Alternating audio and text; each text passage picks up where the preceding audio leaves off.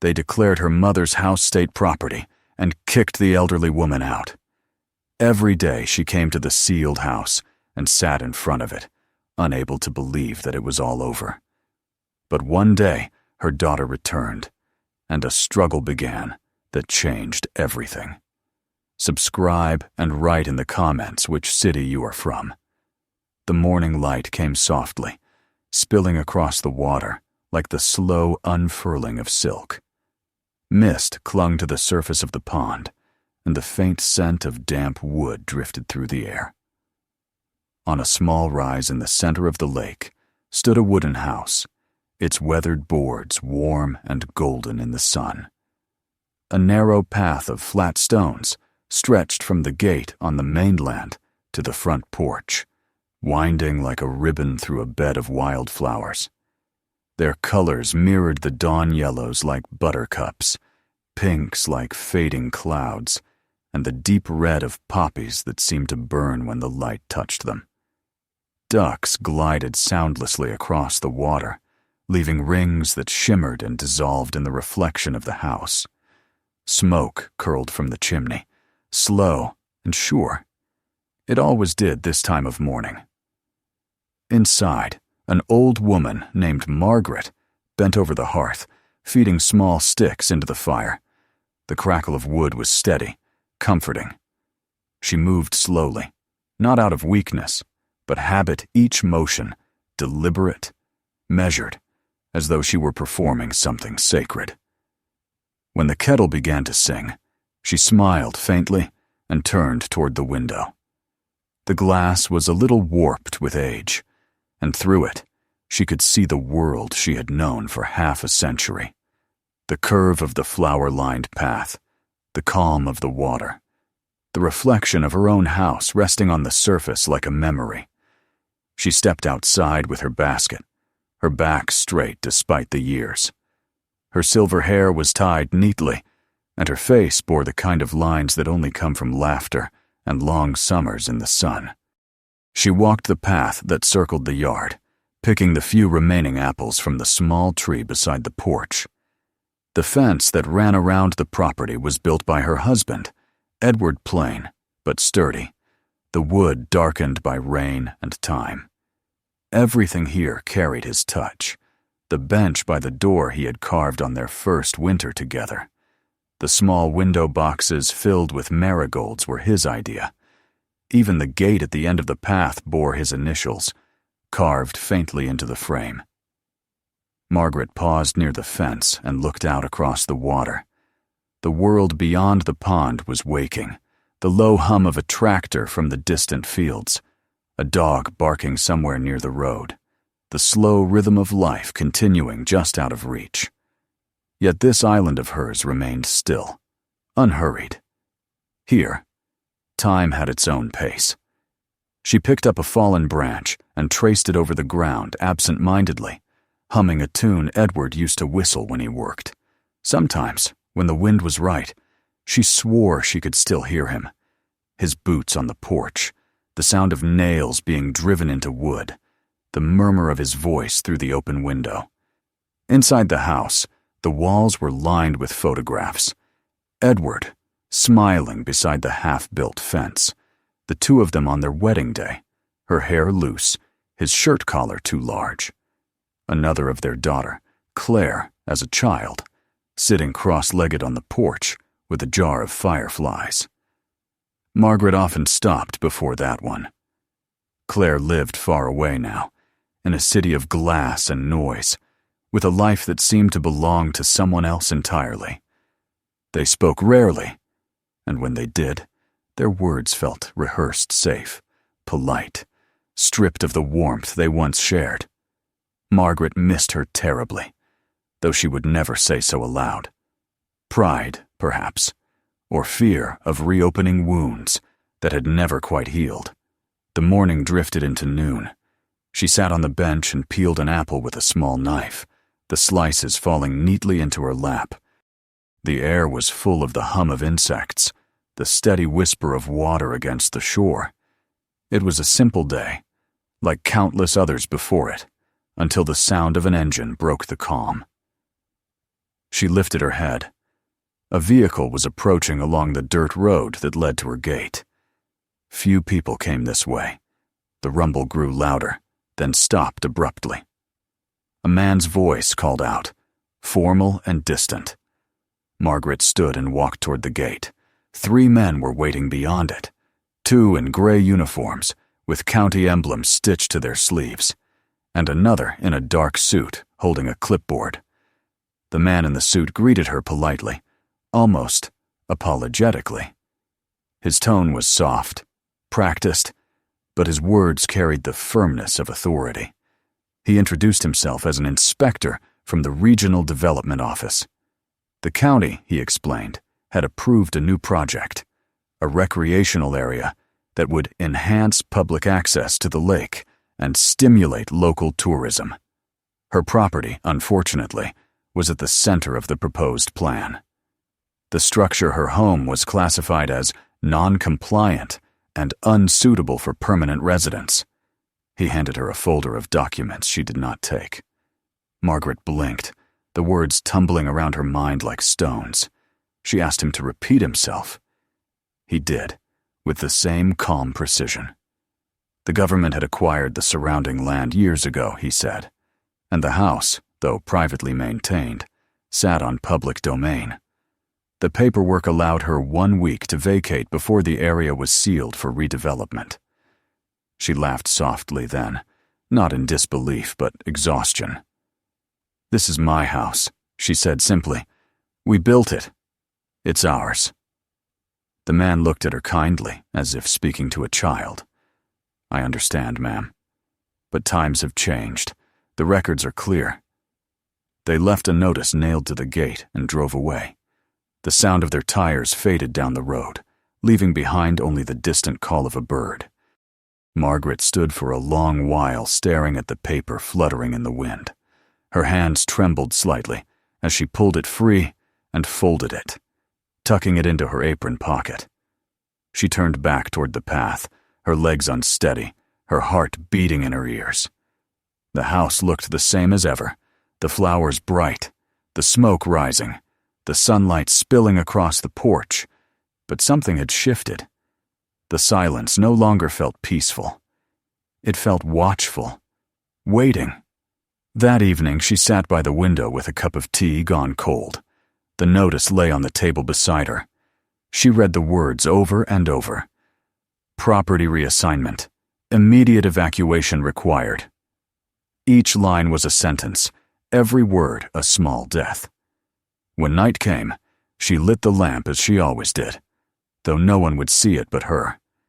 The flame flickered, painting the room in soft gold. She looked toward Edward's photograph and whispered, "They think they can take you from me." The fire in the hearth crackled in answer, as if the house itself refused to surrender. The days that followed were filled with unanswered calls, long walks to town, closed doors. At the county office, clerks told her to speak to someone else, or to come back next week. Her voice grew hoarse from repeating the same sentences about ownership, about memory, about what the house meant. To them, it was just a structure, a mark on a map. To her, it was everything. One afternoon, she stood outside the fenced lot while workers surveyed the area. They marked the ground with bright flags and orange stakes, driving them into the earth, where her garden once bloomed. She wanted to scream, but no sound came. Instead, she turned and walked back to the water, her reflection trembling beside her. When she reached the gate, a new lock had been fastened across it. A red tag hung there like a wound. By the week's end, she could no longer stay inside. The officials arrived again, this time with a truck and a group of men in yellow vests. They boarded up the windows, sealed the door, and placed heavy chains on the gate. Margaret stood aside, silent, watching as they carried out their task. No one met her eyes. When they were finished, the inspector offered her a copy of the report and wished her well. "You'll receive compensation," he said gently. "Enough for a new place." She did not answer. He hesitated, then turned away. his footsteps receding down the road until only the sound of the breeze remained. She spent the first night in a neighbor's spare room, staring at the ceiling, unable to sleep. The smell of unfamiliar walls filled her with nausea.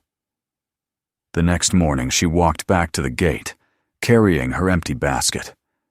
The reflection of the house shimmered through the gaps between the boards. The water was calm, but the air felt heavy, charged with loss. She placed her hand on the rough wood and closed her eyes. The fence was still warm from the sun. It felt like a heartbeat. She imagined Edward standing inside, waiting, his hands blackened with sawdust, smiling the way he used to when he caught her watching him work. Days stretched into weeks. The county posted more signs, warning of trespassing. No one was allowed beyond the fence. The path grew overgrown, the flowers wilting under the weight of neglect. Yet every morning, Margaret came to sit by the gate, as if keeping vigil. Children from the village whispered that the old woman by the water had lost her mind. But she was not mad, only unwilling to forget. Sometimes she brought her chair and sat until dusk, watching the light shift across the surface of the pond. The house stood silent, boarded and still, but in her heart it remained alive. The creak of its stairs, the hum of its roof in the rain, the echo of footsteps that belonged to another life. All of it breathed somewhere within her. One evening, as the sun dipped low and painted the water orange, she gathered a few apples from her basket and arranged them carefully before the gate. Her fingers brushed against the rough edges of the lock. The metal was cold. Behind her, the wind stirred through the reeds, whispering like a voice she almost recognized. She looked up at the house one last time, its outline faint in the dusk, and said softly, "You're not empty. Not while I'm still here." The sky darkened, the water turned to glass, and the first stars appeared above the distant fields. She sat there long after the night swallowed the light, her silhouette framed by the old gate, a lone figure keeping watch over the only home she had ever known. And far away, beyond the noise of the city, a letter was making its way through the postal system, stamped and addressed to a woman named Claire. Her daughter, who had not thought of the house by the water in years. The letter had arrived on a gray morning that smelled faintly of rain. It lay among a stack of unopened envelopes on Claire's polished desk, the kind of letter that didn't belong there. Handwritten, slightly smudged, bearing the familiar shape of a county seal she hadn't seen since childhood. Her office overlooked the city, a grid of glass towers reflecting clouds, cars streaming endlessly below. Everything here was symmetrical, calculated, efficient, just as she had built her life to be. But the handwriting on that envelope, sharp and looping like an old signature, disrupted the perfect order of her morning. She set her coffee aside and opened it with the precision of someone expecting bad news. Inside was a printed notice and a short note scribbled in pencil by an old family acquaintance. The words were simple.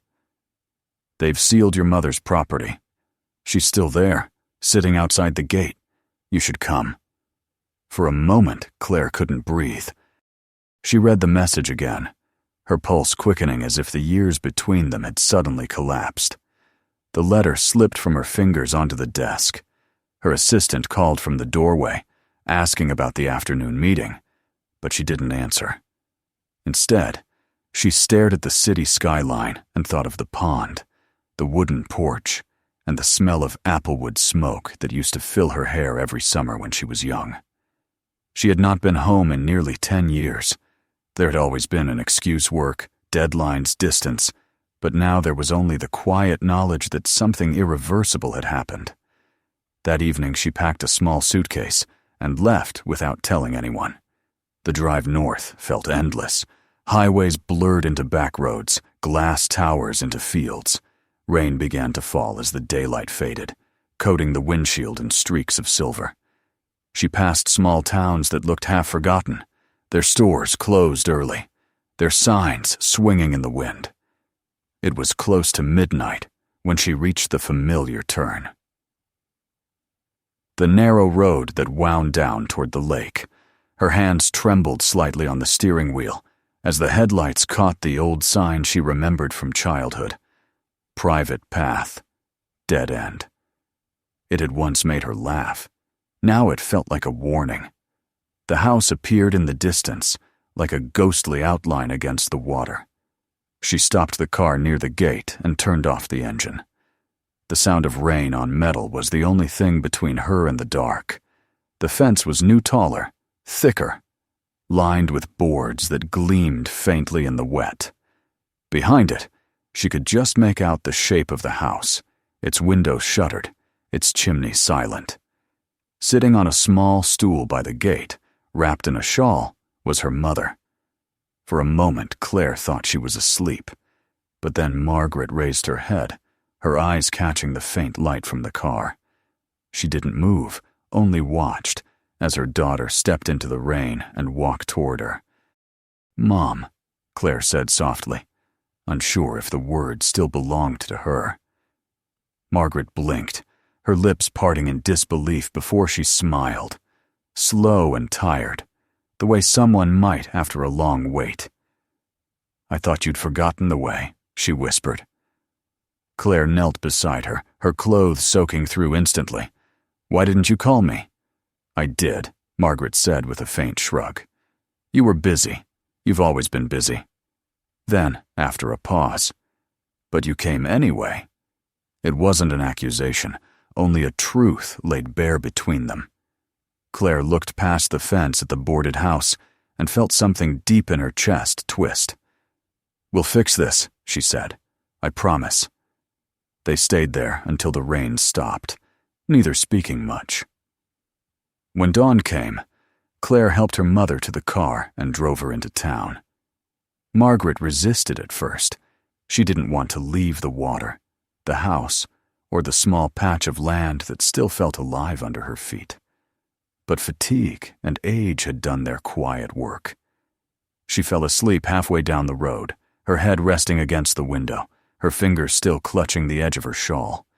The town had changed. New stores, a bigger post office, a parking lot where the bakery used to stand. But the city hall was still the same pale building with flaking paint and a clock that had stopped working decades ago. Claire walked in as if she'd never left. Her heels clicked sharply on the tiled floor, echoing through the nearly empty hallway. A young clerk at the counter looked up, startled.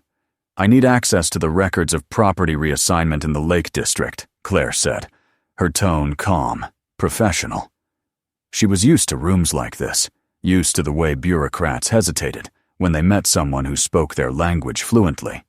The clerk frowned. "Those records are sealed, ma'am. Government property now." "Not yet," Claire replied, sliding a business card across the counter. "And you'll want to make sure that stays true." Within an hour, she had copies of every document, every clause, every signature. By noon, she had found what she was looking for, a gap, small but crucial. The original deed, issued more than 50 years earlier, was still valid. It bore her father's name and the county's approval, granting him and his descendants permanent residence on the land in recognition of his contribution to the dam restoration project. Someone had deliberately overlooked it when the area was transferred. Claire felt a sharp surge of anger, then something stronger: determination. That night, she sat at the table of the small motel she'd rented, papers spread around her like old ghosts. Rain pattered against the window again, and through the noise, she could almost hear her father's voice, steady and sure. "Always build things that last." He had said it when she was 12, teaching her how to hammer nails into the first fence post by the lake. She hadn't understood then what he meant. Now she did. The next morning, she met with the head of the county's development committee, a man named Barrett. He greeted her with the smooth confidence of someone who had faced complaints before and outlasted them. I understand your concern, Miss Reynolds, he began, glancing through her file.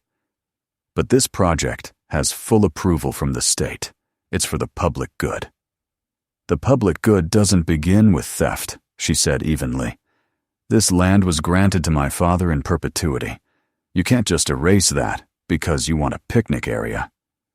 Barrett smiled faintly. We're offering compensation, more than fair market value. Your mother could move somewhere more comfortable. Claire's expression didn't change. You're assuming we're for sale. He leaned back, sighing. You can appeal, but I doubt you'll find much success. The county has its lawyers, too. Then you'll see me in court, she said, standing, and you'll wish you'd taken me seriously. Word spread quickly through the town. By the end of the week, the local newspaper ran a short article titled, "Daughter of Former Builder Challenges Government Project." It included a grainy photo of Margaret sitting at the fence and another of Claire leaving the courthouse, her expression unreadable. Some people sympathized. Others rolled their eyes, calling it a sentimental waste of time. But the story grew, carried by those who remembered the house, the man who built it, the teacher who kept the flowers blooming, the family who once opened their doors to anyone in need. Margaret watched the coverage from her neighbor's small television, alternately proud and anxious. They'll make it hard for you, she told her daughter when she came by that evening. I know, Claire said, but they're wrong, and they'll have to see it. They sat together outside as the sun set over the water. The gate was still locked, the house still boarded, but the air felt different now, alive again.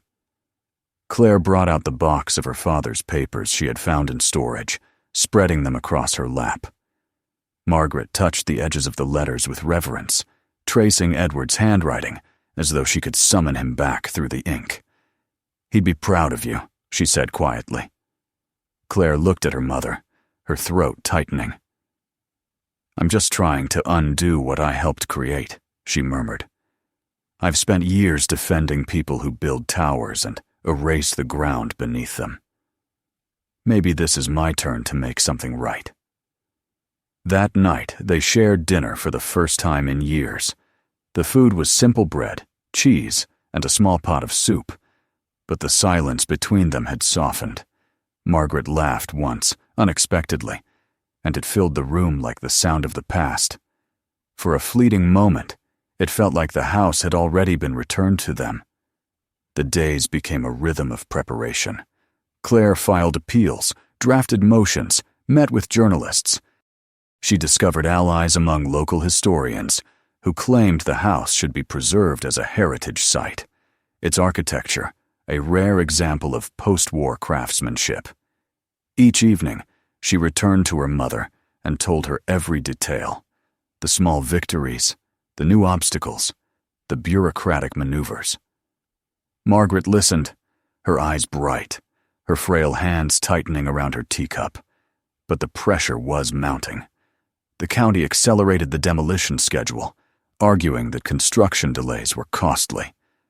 Trucks began to arrive near the lake, their engines rumbling like distant thunder. Protesters appeared. 2 students, townspeople, former colleagues of her father, standing near the gate with homemade signs. The air buzzed with tension and hope. On the day of the hearing, the courthouse was packed. Claire stood before the panel, her notes in hand, her voice steady.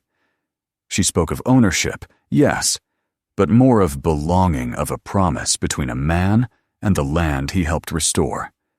She showed them the original deed, the official signatures, the government seal that could not be denied. Then she spoke of her mother, who had spent her life tending the flowers by the water, preserving a home that was both shelter and memorial. This house, she said, her voice low but unwavering, isn't a relic standing in the way of progress. It's a testament to what progress once meant, to build, to care, to stay. When she finished, there was silence. Even Barrett, who had smirked through most of her presentation, looked uncertain for the first time. The judges withdrew to deliberate. Hours passed. Margaret waited outside on a bench, clutching a handkerchief, her eyes fixed on the closed doors. When they finally opened, Claire walked toward her, her face pale but calm. "Well?" her mother asked, barely breathing. "They're still reviewing," Claire said softly, "but I think we've been heard."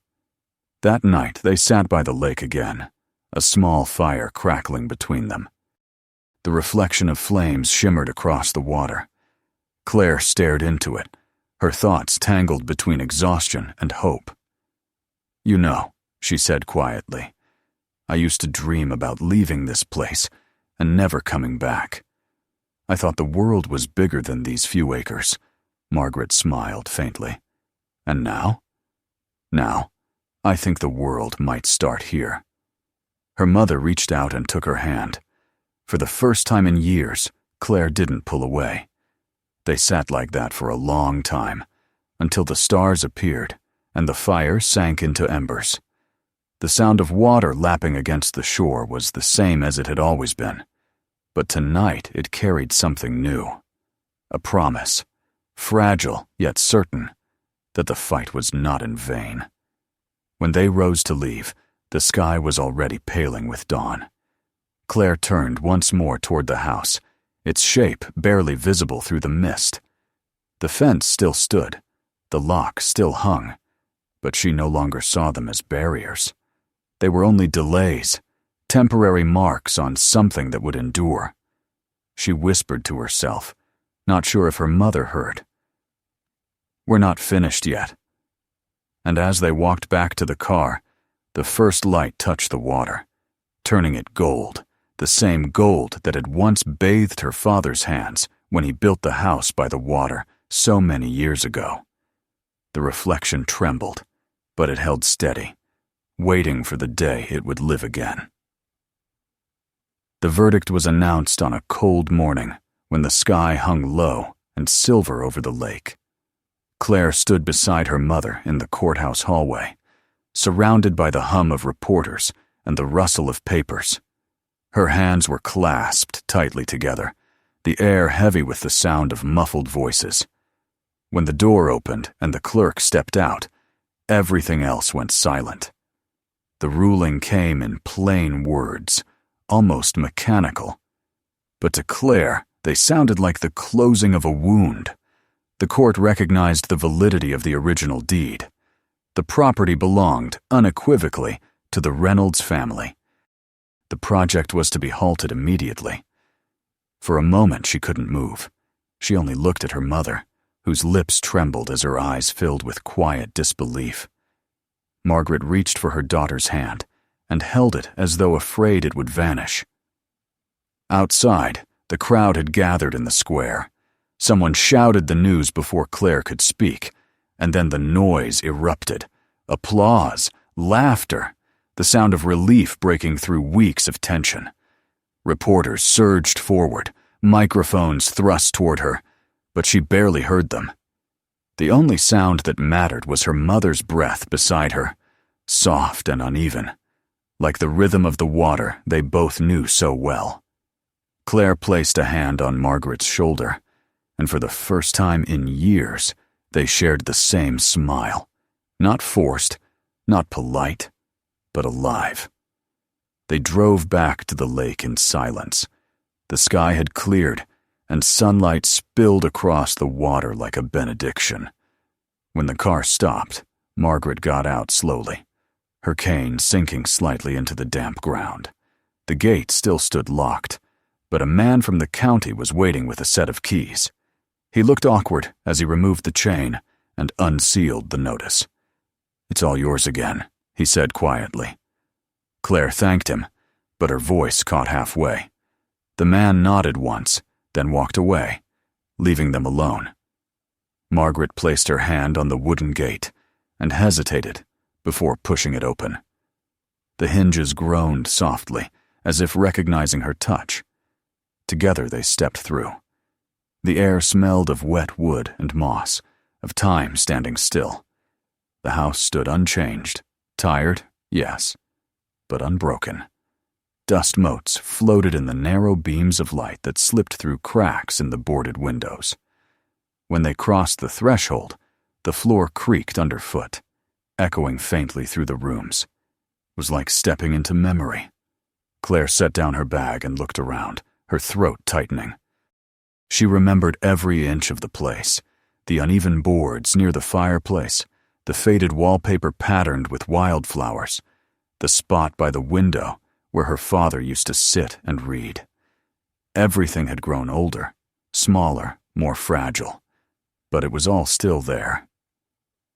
Margaret moved slowly through the room, her fingers brushing along the mantel as though greeting an old friend. "He would have loved this," she whispered. "He always said the house would outlast us." They spent the rest of the day opening windows, pulling away boards, letting in air and sunlight. The smell of dust gave way to something cleaner, warmer. Claire scrubbed the floors, while her mother directed her from the rocking chair. Laughter came easily, unexpectedly. At sunset they sat together on the porch, the view of the pond stretching before them, calm and gold. Ducks drifted across the water just as they used to. The world felt briefly timeless again. The following weeks were a quiet kind of miracle. Life found its rhythm without effort. Claire took a leave from work and set up her laptop by the kitchen window. But the city felt far away, unreal. Her hands, once used to typing endless contracts, grew accustomed again to simpler tasks, fixing a window latch, painting a railing, carrying water from the well. Margaret returned to her routines too, feeding the birds, tending what remained of the flowers, making tea strong enough to stand a spoon in. At night, they would light the old oil lamp on the porch and watch the water ripple in the dark. Sometimes they talked about the past, about Edward, about the years that had scattered them apart. There was no bitterness left, only the understanding that time had taken what it needed to. Claire learned things she'd never known, that her mother had once turned down an offer to sell the property when money was scarce, that her father had written letters to the state defending the rights of small builders, letters she'd never read until now. The house, she realized, was not just their family's shelter, but the archive of every choice they had ever made. Summer passed into early autumn. The mornings grew cooler, the light softer. Claire began to notice her mother's steps slowing, her breath shortening. Margaret waved off concern, saying she was fine, just tired. She still rose early to sit by the window, wrapped in a shawl, watching mist curl over the water. Claire sometimes stood in the doorway and watched her, struck by the stillness, by the grace in her mother's face that age had not erased. They had been given this time. She knew it, and she tried to gather it, moment by moment, like leaves before the wind could scatter them. One afternoon, as they sat by the fireplace, Margaret spoke with a tone that made Claire pause.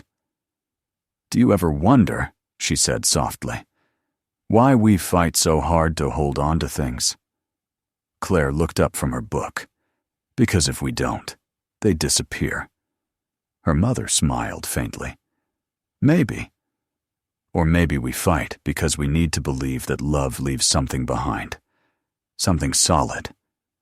She reached out and touched the armrest, the same polished wood Edward had carved.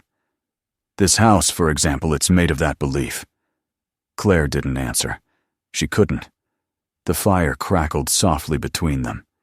Later that night, when she checked on her mother, she found her asleep in the armchair, a blanket drawn over her knees. The lamp still burned low beside her, casting gentle shadows across the room. Claire stood for a long time watching her breathe. Outside, rain began to fall, tapping against the windows like fingertips. The next morning, the rain had stopped. The air was cool and still. Claire came downstairs to find her mother sitting in the same chair, her face calm, her hands folded neatly in her lap. The light from the window touched her silver hair, and for a moment, Claire thought she was only sleeping, but something in the stillness told her otherwise. The silence of the room was complete, peaceful, like the pause between heartbeats. She knelt beside her and rested her forehead against her mother's hands. They were warm still, as though holding the last trace of life's kindness. The days that followed passed in a quiet haze. The funeral was small. Just neighbors, a few townspeople, and the pastor who had known Margaret since her teaching days. The service was held by the lake. Claire spoke briefly, her voice steady but distant, the words blurring as the wind carried them away. When it was over, she stood alone by the water, watching the reflection of the house ripple under the sky.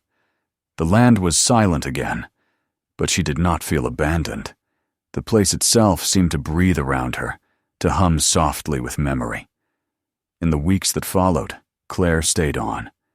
The city called, her office emailed, deadlines piled up.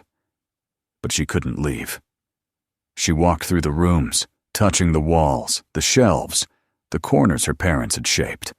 It no longer felt like a structure of wood and nails. It felt like them. One evening, while sorting through her mother's drawers, she found a small envelope tied with a faded blue ribbon. Inside was a note in Margaret's careful handwriting. "Now this house breathes through you. Don't let it fall silent." Beside it lay an old key. Edward's workshop key, its metal smooth from years of use. She sat on the floor for a long time, holding it in her palm, and for the first time in months, she cried without restraint. The grief was deep, but not bitter. It was the kind that cleanses rather than destroys. When she finally rose, she knew what she had to do. The following spring, she began to transform the property. It wasn't easy. Bureaucracy, ironically, was her own creation: permits, inspections, grants, but now she faced them from the other side. She filed papers to establish a foundation in her parents' names, using her own savings to begin the restoration. Volunteers came from the town, some who remembered her father's craftsmanship, others who had simply heard the story. Together they sanded, painted, rebuilt. Claire spent long days outdoors, her hands blistered and raw, her clothes covered in sawdust. For the first time in years, she felt alive in the truest sense, part of the earth, part of the rhythm her parents had lived by. By late summer, the work was done. The house stood renewed, not changed, but revived. The fence gleamed under new varnish, the porch was sturdy again, and inside the rooms shone with quiet warmth. On the front lawn, a wooden sign had been erected. "The House by the Water," built by Edward and Margaret Reynolds, preserved by their daughter. Beneath it, a smaller plaque read, "For all who believe that memory can build walls stronger than time." The opening day drew visitors from nearby towns, and even a few reporters from the city. Children ran along the flower-lined path. Elderly couples lingered by the water. Claire stood near the gate, greeting them one by one. She watched their faces soften as they stepped inside, as though the place itself offered something they hadn't known they were missing. In the evening, when the last guests had gone, she walked down to the shore and sat on the bench her father had made. The sun was sinking, scattering colors across the sky. The air was filled with the smell of grass, of water, of home. She thought of her parents, not as distant figures now, but as part of the living air around her. She could almost hear her father's laugh from the porch, her mother's footsteps in the kitchen. The grief that had once weighed on her had become something lighter, something that carried her forward instead of holding her down. When she looked back at the house, the windows glowed with the same golden light that had once marked her childhood evenings. It was no longer a monument to loss. It was proof of endurance. Night came slowly. The first stars appeared above the water, reflected in its stillness. Claire stood and walked to the porch, pausing at the door. She turned once more to the lake and whispered, "It's all right now. You're home." The wind stirred gently, rippling across the surface. From somewhere in the distance came the soft flutter of wings, a pair of ducks gliding low over the water, their reflections fleeting and perfect. The smoke from the chimney rose into the night, curling upward in a steady line until it disappeared among the stars. The house stood silent, but alive, its windows glowing against the dark. And in that quiet, surrounded by everything her family had built and everything they had become, Claire finally understood what her mother had meant, that love, once given, never truly leaves. It only changes form, settling into the walls, the air, the water. The world beyond the lake would move on, as it always did. But here, at the edge of the water, time had learned to rest. If this story moved you, make sure to subscribe so you never miss the next one. Take a moment to watch the next video waiting for you. There are so many more stories to discover. And don't forget to share this video with your friends and family.